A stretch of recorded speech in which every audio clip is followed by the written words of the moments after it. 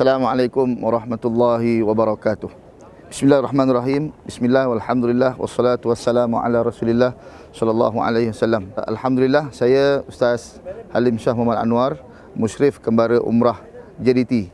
Sekarang kami berada di satu tapak yang sangat hebat, menjadi satu sejarah yang sangat besar dalam sejarah Islam, iaitu Uhud.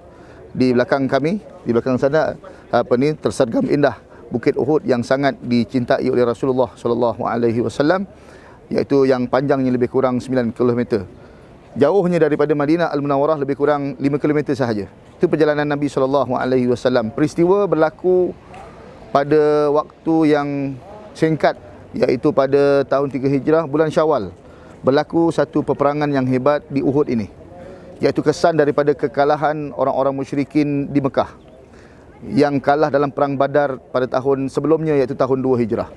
Jadi baginda Rasulullah sallallahu alaihi wasallam mendapat berita bahawa orang-orang musyrikin Mekah yang mereka ini kalah teruk dalam peperangan Badar telah mengumpulkan tentera yang sangat kuat, iaitu lebih kurang 3,000 orang tentera, 3,000 ekor unta, 200 ekor kuda, 700 buah perisai. Agak banyak dan sangat banyak ketika itu, dan dibawa untuk menyerang Uhud, menyerang Madinah dan menjangkakan dapat menghapuskan Madinah Al-Munawwarah, untuk menghapuskan dakwah Nabi sallallahu alaihi wasallam. Namun Nabi apabila mendapat berita daripada bapa saudaranya Abbas bin Abdul Muttalib, maka Rasulullah sallallahu alaihi wasallam juga cuba mengumpulkan bala tentera Islam yang akan membalas mempertahankan Madinah Al-Munawwarah. Ketika itu Rasulullah berjaya mengumpulkan selama 1,000 orang sahaja, dan 2 ekor kuda berbanding dengan 200 ekor kuda daripada pihak musyrikin dan 100 perisai pertahanan. Jadi Rasulullah sallallahu alaihi wasallam mula berbincang cara strategi untuk mempertahankan Madinah. Jadi tuan-tuan kasih Allah Subhanahu wa taala, apa yang ada yang berpandangan bahawa ya Rasulullah, kita pertahankan Madinah ini di luar Madinah, iaitu pandangan orang-orang muda. Orang-orang tua di kalangan orang-orang yang sudah lama berpengalaman mengatakan, ya Rasulullah, baik kita pertahankan Madinah ini di dalam Madinah.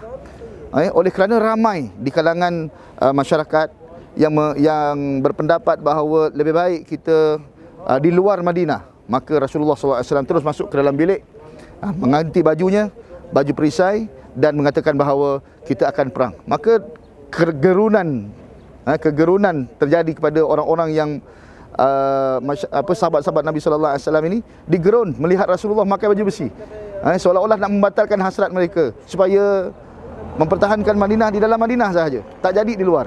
Tapi Rasulullah sallallahu alaihi wasallam dengan tegas mengatakan bahawa Rasulullah, Nabiullah, kalau dah keluar dengan pakaian ini, sama ada ia dihukum Allah atau dapat kemenangan.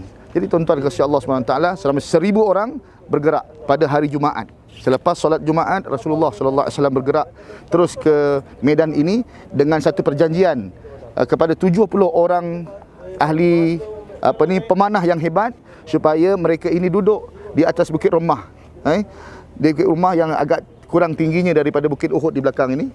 Jadi tuan-tuan kasih Allah Subhanahu wa taala, jadi sampailah di sini pada hari Sabtu berlaku peperangannya. Rasulullah bergerak selepas hari Jumaat, sembahyang Jumaat. Kemudian Rasulullah SAW berlaku peperangan pada hari Sabtu, dan ketika itu orang-orang Islam dapat kemenangan yang besar. Dapat kemenangan yang besar, walaupun ketika itu syahidnya bapa saudara Nabi SAW, iaitu Sayyiduna Hamzah bin Abdul Muttalib, gugur syahid pada fasa yang pertama ini. Uhud 3 fasa. Jadi fasa yang pertama telah mengorbankan Hamzah bin Abdul Muttalib, namun Islam dianggap menang pada fasa yang pertama ini. Berlaku fasa yang kedua, disebabkan oleh sahabat-sahabat Nabi SAW yang dijanjikan Rasulullah SAW supaya kekal pemanah-pemanah 70 orang ini jangan turun, walaupun berlaku apa sahaja, walaupun burung-burung telah memakan jasad-jasad kami, jangan turun. Tetapi fasa kedua ini berlaku setelah hampir 60 orang turun daripada bukit itu untuk mengambil ghanimah yang mereka mengatakan bahawa mereka ini dah menang. Tinggal beberapa orang sahaja, Abdullah bin Jubair dan 10 orang yang lain tinggal di atas. Maka Khalid Al-Walid mengambil kesempatan untuk membunuh semua orang yang mengambil ghanimah itu, sehingga 60 orang itu, 70 orang tersebut menjadi syuhada. Jadi tuan-tuan yang dikasihi dan dirahmati Allah Subhanahu wa taala, ini fasa yang kedua. Agak kalah Rasulullah ketika itu. Rasulullah pun bersembunyi di satu tempat di Uhud dan tak dapat dihubungi dan dapat diketahui di manakah Rasulullah ketika itu, tak dapat dikesan oleh pihak musyrikin. Maka Rasulullah SAW pada esoknya, Rasulullah pun keluar semula dalam fasa yang ketiga. Fasa kedua seperti kalah. Orang-orang musyrikin menganggap bahawa mereka telah kalah juga. Rasulullah SAW menyorok. Jadi Rasulullah SAW pada fasa ketiga, pada waktu subuh, didatangi oleh sahabat, mengatakan, "Ya Rasulullah, sahabat-sahabat Nabi yang sedang luka-luka ini," seorang sahabat datang jumpa Nabi SAW, maka dia kata, "Ya Rasulullah, orang musyrikin tak balik lagi. Dia duduk di sebalik-balik gunung. Mereka hendak datang dan menghancurkan Madinah kali keduanya ini." Maka Rasulullah SAW datang daripada Madinah, daripada selepas semayang subuh itu, Rasulullah pun berada di satu tempat. Kemudian Rasulullah mengarahkan tentera Islam untuk menyalakan api yang banyak.